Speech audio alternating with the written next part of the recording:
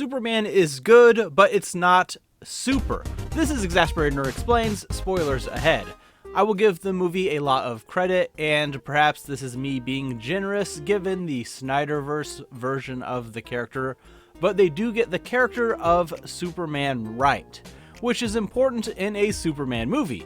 He's sincere, kind, doesn't need a lesson on why it's bad to kill people, and inspires others due to his unwavering stance for good.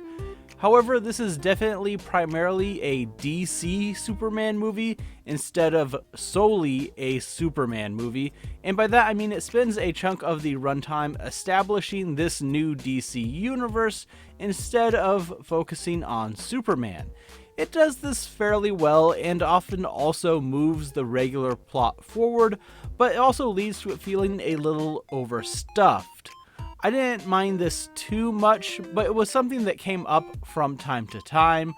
I can see why James Gunn said All-Star Superman was recommended reading. It feels similar in how it keeps throwing out different ideas constantly, creating this fantastical world. I know we aren't in the same place, but Iron Man was just Iron Man until the end credit scene. It was not Iron Man plus, hey, look at all these other guys and things going on. Rhodey doesn't count since he started as a supporting character in Iron Man. For instance, the opening text of the movie mentions metahumans have been around for 300 years, which just had me thinking about who was that referring to? Is this known to the public? How has that changed things overall? Does this mean people like Vandal Savage, who are supposed to be older than that, aren't around, or is it just that people realized it 300 years ago? Like that opening text, there are a few tell, don't show moments, mostly to try to make it a surprise. I like the additional characters. I think they had some of the best moments in the film. The Justice Gang's support at the end is one of the things that really works. Superman was able to convince them to help him simply by asking, when they explicitly stated earlier that they would not. But I also knew that would happen and would have wanted to see that scene.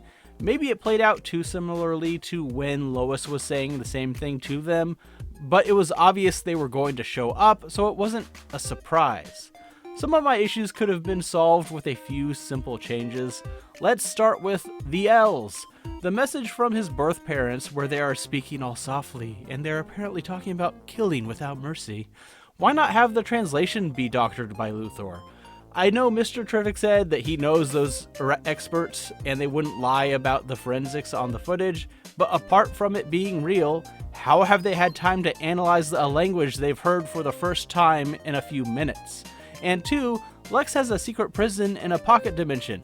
The guy in the cell on the other side of Superman could have been the loved one of those experts that validated the footage. It's an easy way to still have the scene and not make them would-be alien conquerors.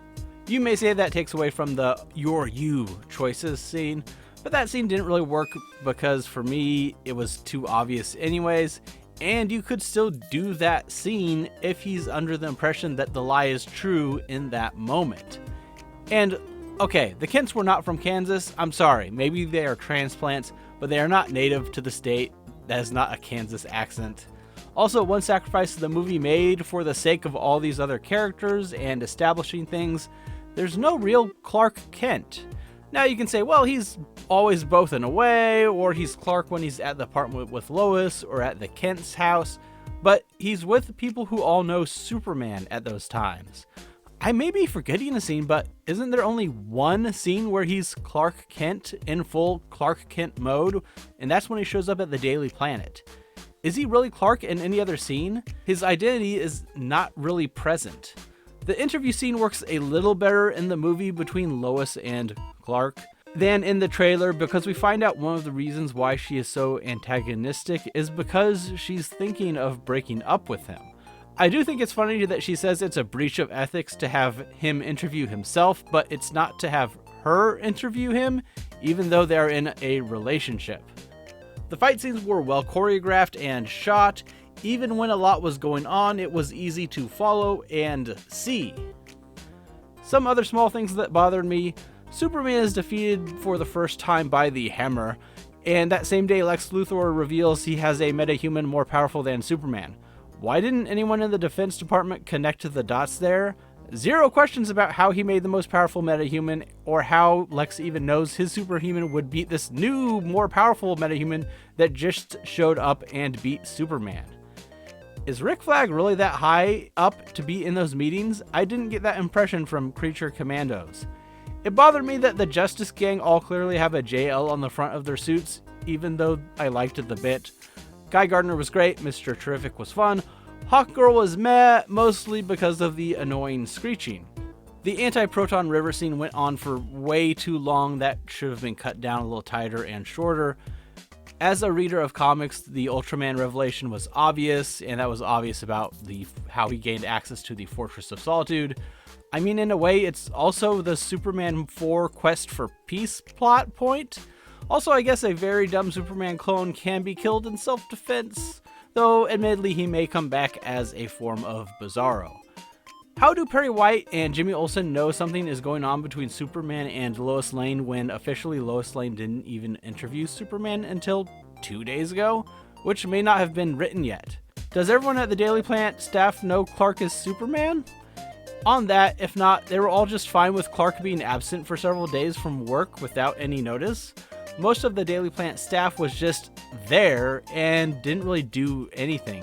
It felt weird to make it a big deal that those characters were in the movie when they were just on the side. It felt like something more akin to a TV show pilot in that sense, where they would eventually have episodes focusing on those characters. Lex Luthor was good overall, a little more emotional than I would think, but the biggest thing was it was laughable that he apparently doesn't understand percentages when he Russian rouletted that guy straight from a scene in Kiss Kiss Bang Bang. I put in one bullet, didn't I? You put a live round in that gun. Oh, yeah, there was like an 8% chance. 8%? Wasn't it just 8? 8? Yeah. Who taught you math? That was the goofiest looking invasion ever put to film. They share a huge border with this other country, but they invade by literally crowding to the front of a fence like school children, and only invade in that one small stretch of land with no air support. I've seen paintball matches with more vigor. I know a lot of these are fairly small issues, and I agree. That's because I did like the movie overall. I think it was approaching great, but some things held it back and took me out of the movie instead of being in for the ride. I am looking forward to other DC projects if they continue to focus on the story first, as promised, and if everything is at this level, it should be fairly successful. Krypto was great, no notes. What did you think of the movie? What are your favorite and least favorite parts? Is the corruption of the L's unforgivable? Let me know in the comments below. If you've made it to the end of the video, please like and subscribe to the channel to help it grow and see content like this in the future. Every little bit helps. Thanks for watching. Bye.